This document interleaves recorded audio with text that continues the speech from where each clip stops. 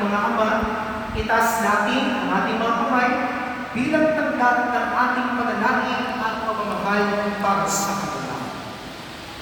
Panginoong Diyos, Amang bukal ng pagpapala at pag-ibig, pagmasdan mo ng may pagmamahal ang mga manglan nito, ang mga samandang ngayon, ang mga nasa malayo at mga kapiling mo sa kabilang buhay. Salamat sa biyayang hatid nila sa aming buhay. Inihiling namin ang iyong banal na pagpapala para sa kanila. Bigyan mo sila ng malakas sa pangangatawan at matalas na kaisipan upang patuloy na mamuno ng may katatagan.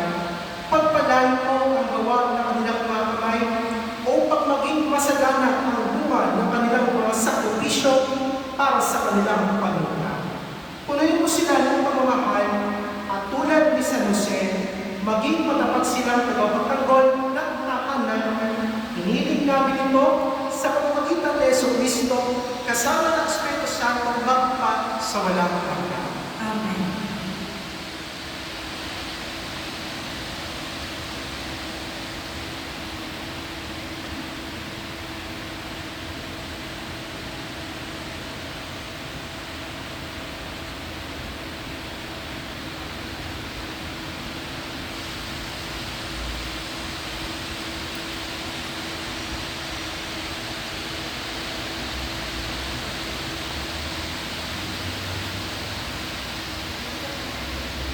Palakpakan mo natin sila.